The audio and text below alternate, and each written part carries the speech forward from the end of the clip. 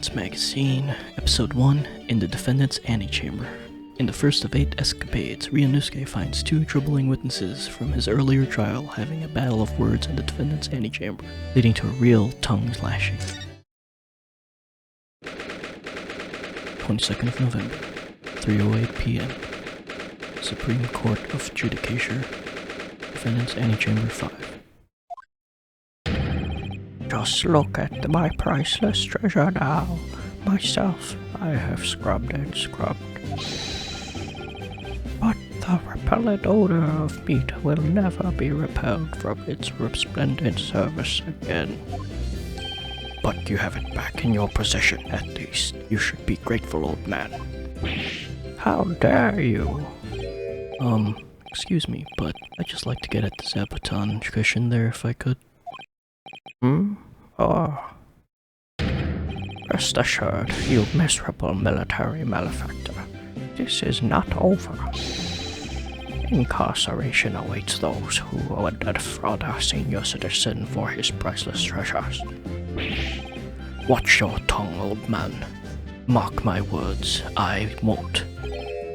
Sorry, Sergeant, but could I just get at that Zabuton cushion there as well? Oh. I won't go to jail, never. Imagine if I did. The very next day, my boy would starve without the chain of command in place to provide for him. Using the child to protect yourself. Myself, I call that absolute cowardice. Oh really? And who just employed the poor old defenseless senior citizen tactic, The only way to fight an enemy who's using underhanded tactics is with a tit-for-tat strategy. Sorry for interrupting again, but I just need to get at that Western-style cushion there on the sofa. Enough of this insubordination. What do you want, man? Oh, please, don't mind me. Aha! Do my eyes deceive me, or is this the wide-eyed criminal from the trial before? Wide-eyed perhaps, but criminal? No.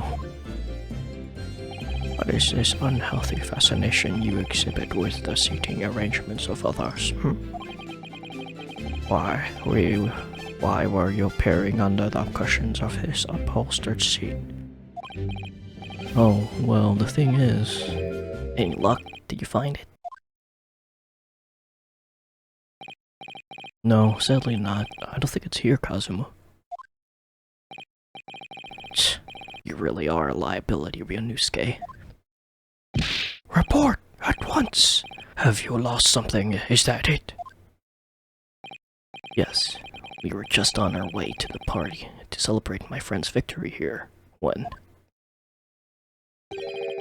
I realized that my university pin badge was missing.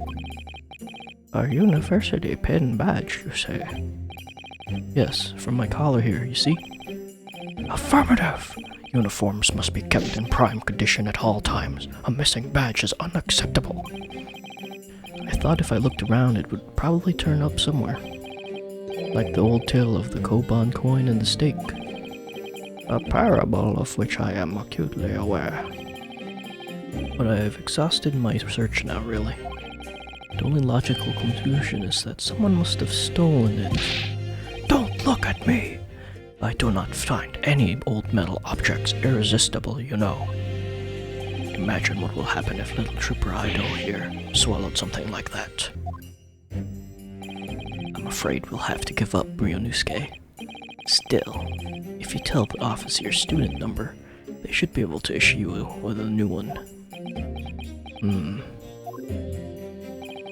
What's the matter? Don't tell me. Yes, I don't remember my student number. Was it like all zeros? I don't believe it. I mean, this is the second time you've lost your badge, isn't it? Third, actually. If you didn't think you could remember it, you should have made a note of it somewhere. I told you until I was blue in the face the last time this happened. Ah, yes, I do seem to remember someone telling me something along those lines. It was you, was it? You can't even remember who told you that you needed to remember it. Well, student numbers are 6 digits, Cosmo. Who could remember 6 whole digits? Wasn't it like 0001?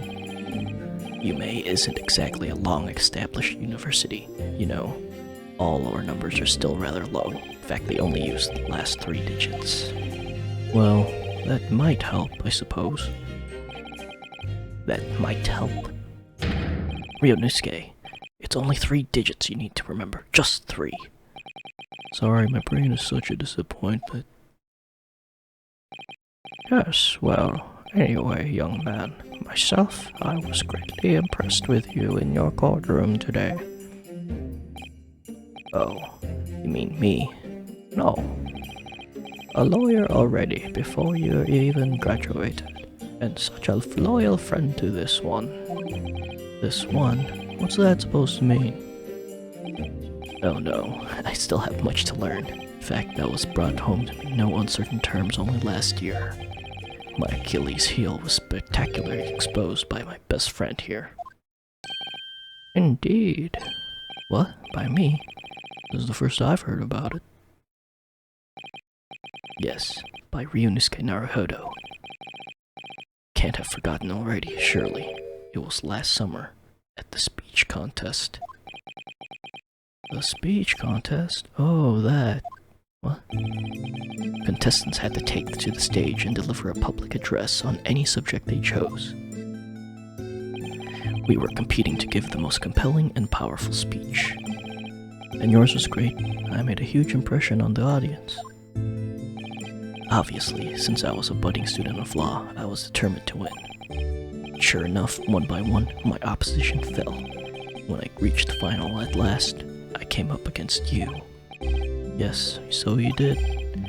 Not being rude, but when I first laid eyes on you, I thought to myself, I cut him up. This cheeky one-eyed no-hopper is out of his depth. He's going to be a pushover. That's your version of not being rude, is it? Well, I paid for my complacency because I brought on that humiliating defeat. Defeat? How were your ranks compromised? My speech was going very well. I had the audience in the palm of my hand. They hung on to my every word. And then, when I came to the very last line... Yes, what happened at the very last line? It was supposed to be a climactic end. Unfortunately, I completely fouled it up. Never. You mean you stumbled on your own words? Spectacularly. Even now, I can't believe I ruined it. Nerd. Well, what on earth did you say, man? Ryunosuke, you better say it. I still can't get my tongue around it. Sure, of course. I could still recall it perfectly. What you said at the end of your speech, or rather, what you intended to say at the end of your speech, was this. So arise, ladies and gentlemen, and applaud our forefathers' plight and the fight for filial piety.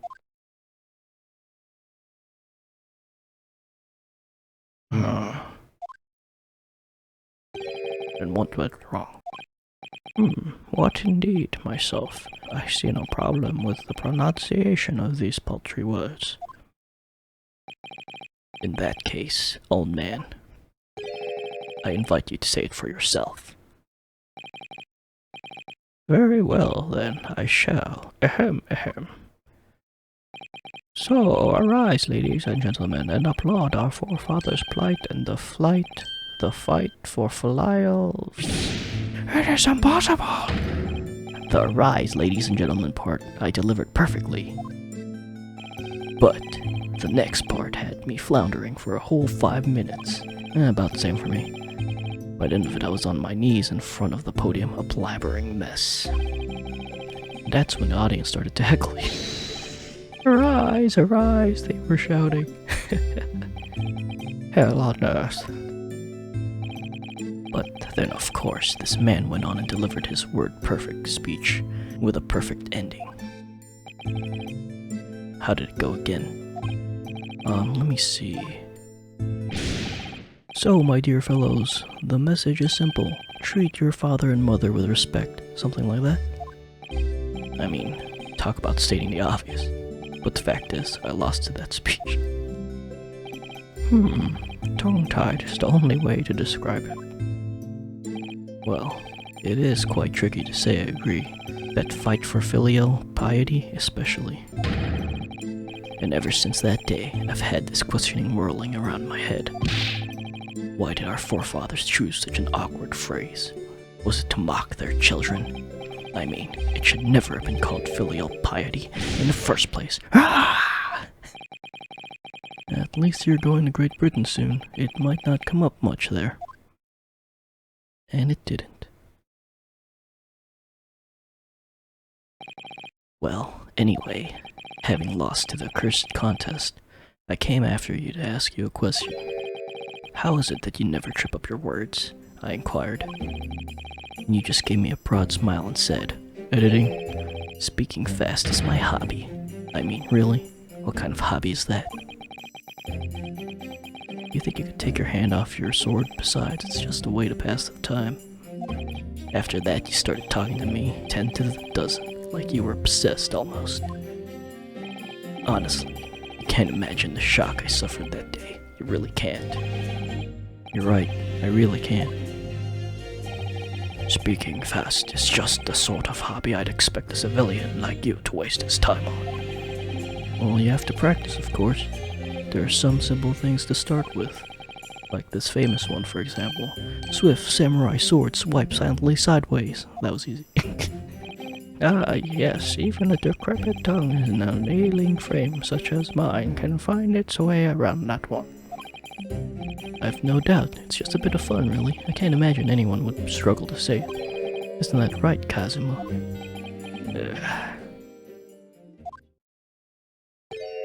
Swift samurai sword. Blabbering mess by word 2. It's not just a samurai. Every good soldier needs to be able to handle a sword. That's why I've been busy teaching Aido the finer points of swordsplay. None of this wordplay nonsense, Private. Come to think of it, not long after that, we started to attend lectures together, didn't we? And we got into that debate about the family values at the sukiyaki place on campus, do you remember? Yes, your argument was full of jokes and puns, wordplay as usual. I remember it well. Oh, was it? In any case, I swore that I would never let myself forget the shock you gave me back then.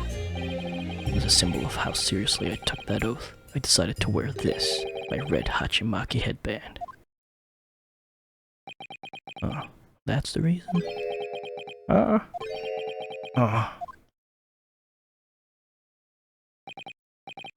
Sorry, Kazuma?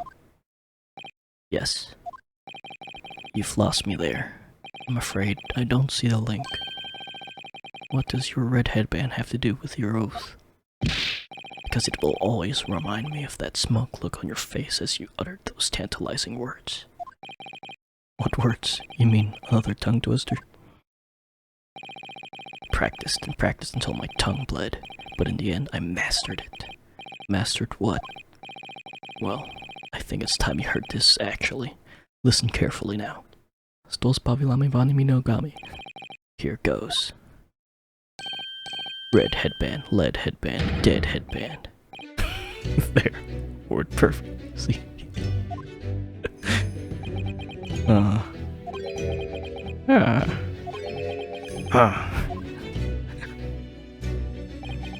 I'd actually been meaning to ask you about that. About the story behind your headband, I mean. Well, now you know, so that I'll never forget the shock and humiliation that day. That's why I wear this red headband every single day without fail. Well, I don't know exactly how much of a shock you think you had back then, but it can't be more than the shock you've just given me now.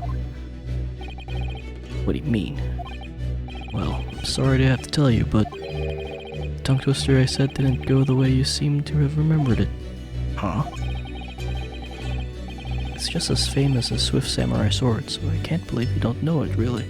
It goes, red bread pan, lead bread pan, dead bread man. Wait, what? Red pan. Ah! Seems I've knocked the wind out of that headband of yours. It's not too late, Private. You could always start wearing a red bread. You could always start wearing a red bread pad on your head instead. Your useful vigor is manifest, young man. Your cheeks are glowing redder than your hachimaki. Why do so many words have to be so similar? It's Japanese. So, looking forward to Great Britain then, where you'll have to deliver speeches in court in English. I suppose I can always shell sea cells. She's so short.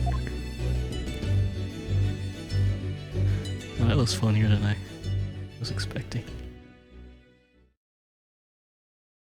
So arise, ladies and gentlemen, and applaud our forefighters' plight and the flight of our So arise, ladies and gentlemen, and applaud our forefathers' plight and flight for filial piety. So arise, ladies and gentlemen, and applaud our forefathers' plight and the flight of our filial piety. So arise, ladies and gentlemen, and applaud our forefathers' plight and the flight. And applaud our forefathers' plight and the flight. Lyle Pie. And applaud our forefathers' plight and the fight for fluff. So arise, ladies and gentlemen, and applaud our forefathers' plight and the fight for filial piety. Fight for filial. So arise, ladies and gentlemen, and applaud our forefathers' plight and the fight for filial piety. So arise, ladies and gentlemen, and applaud our forefathers' plight and the fight for filial piety.